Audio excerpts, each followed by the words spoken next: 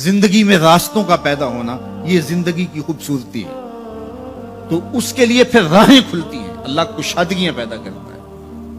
اور انسان کی زندگی کا بہت بڑا مسئلہ ہے، وہ کہتا ہے میری ضرورت پوری ہونی چاہیے، اور وہ اپنی سب سے بڑی ضرورت روزی روٹی کو سمجھتا ہے.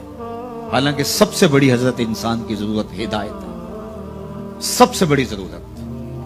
اور یہ وہ شے ہے جو ہم ہر روز ہر نماز کی ہر رکعت میں مانگتے ہیں، اہدنا الصراط المستقیم. یہ روزانہ مانگنا پڑتی ہے.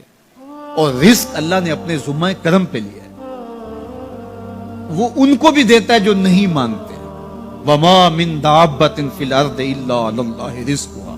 زمین پہ چلنے رینگنے والی کوئی چیز نہیں جس کا رزق اللہ کے ذمہ کرم پہ نہ ہو. ہر شے کا رزق اس کے ذمہ کرم. پتھر کے اندر جو کیڑا ہے اس کو بھی وہ رزق فراہم کرتا ہے.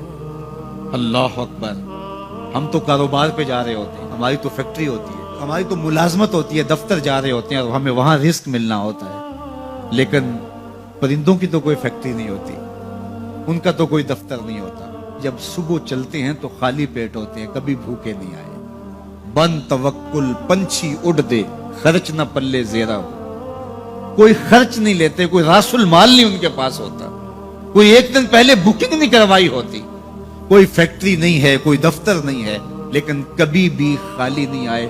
فرمایا اللہ پر توکل کرنے کا جو حق ہے اگر وہ تم ادا کرو تو وہ تمہیں ایسے رزق عطا کرے جیسے پرندوں کو عطا کرے. تو یہ بات ذہن میں رکھیے گا کہ رزق اللہ کا ذمہ کرم ہے. اس کے لیے ہمیں یہ حکم دیا ہے کہ ہم کاوش کریں، اس کے لیے راستے ڈھونڈیں، لیکن اس کو اپنے اوپر طاری کر لینا یہ دانشمندی نہیں ہے. تو اس لیے سب سے بڑی ضرورت حضرت انسان کی ہدایت. اب اگر تقوی اختیار کر لے بندہ تو پھر یہ سب سے بڑا مسئلہ جو انسان نے خود سمجھا ہوا ہے یہ خود بخود حل ہو جاتا ہے. وَمَن يَتَّقِ اللَّهَ يَجْعَل لَّهُ مَخْرَجًا. جو اللہ سے ڈرنے لگ جاتا ہے اللہ راستے کشادہ کر دیتا. وَيَرْزُقْهُ مِنْ حَيْثُ لَا يَحْتَسِبُ. اللہ اس کو وہاں سے رزق دیتا ہے جہاں اسے گمان بھی نہیں ہوتا. یہ تقوی کا عملی نتیجہ ہے. اور یہ وعدہ میرا نہیں ہے، یہ وعدہ میرے رب کا ہے، اور اللہ کے وعدے سچے ہیں. یہ کسی مفکر نے، یہ کسی معاشیات کے ماہر نے نہیں بتایا کہ تم یہ کرو گے تو یہ نتیجہ ہوگا.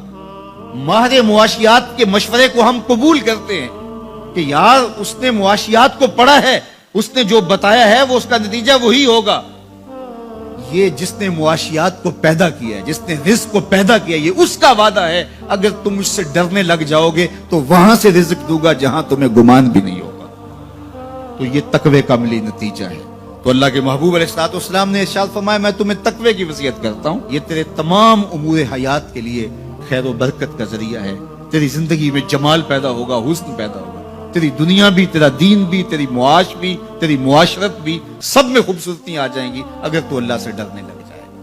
جو اللہ سے ڈرتا ہے پھر وہ کسی سے نہیں ڈرتا. اور اللہ سے ڈرنے اور اللہ سے محبت کرنے اور تقوی اختیار کرنے کا نتیجہ یہ ہوتا ہے کہ انسان پھر لا خوف علیہم ولا هم یحزنون کی عملی تصویر بن جاتا ہے. اچھا، یہ ایک جامع بات تھی جو حضرت ابو ذر رضی اللہ تعالیٰ عنہ کو حضور نے بتائی، لیکن ان کی طلب تھی. موقع ملا تھا حضور کی چوکھٹ پہ حاضری کا تو دامن طلب پھیلایا تھا، تو کہا اب مانگ رہے ہیں تو پھر کم کیوں مانگیں ہیں. آج وہ مائل بعطا اور بھی کچھ مانگ، تو آج پھر جھولی پھیلا لی اور کہا زدنی یا رسول اللہ صلی اللہ علیہ وسلم. حضور یہ تو عطا کیا لیکن مجھے کچھ اور بھی ارشاد کیجیے، میری جھولی میں کچھ اور بھی ڈال دیجیے. تو آقا کریم علیہ الصلوۃ والسلام نے ارشاد فرمایا علیک بتلاوت القرآن و ذکر اللہ. میں تمہیں دو چیزیں بتاتا ہوں. ایک تو قرآن مجید کی تلاوت کو معمول زندگی بنا لو، اور دوسرا اللہ کا ذکر یہ اپنی زندگی میں اتار لو. جب تم قرآن مجید کی تلاوت اور ذکر الہی شعار حیات بنا لو گے تو آسمان میں تیری باتیں ہوا کریں گے اور زمین میں تیرے لیے روشنیاں پھیل جائیں گی. یہ تیرے لیے زمین میں نورانیت کا سبب ہوگا اور آسمان میں تیرا ذکر پھیل جائے گا. قرآن مجید کی تلاوت، قرآن مجید کے ساتھ شغف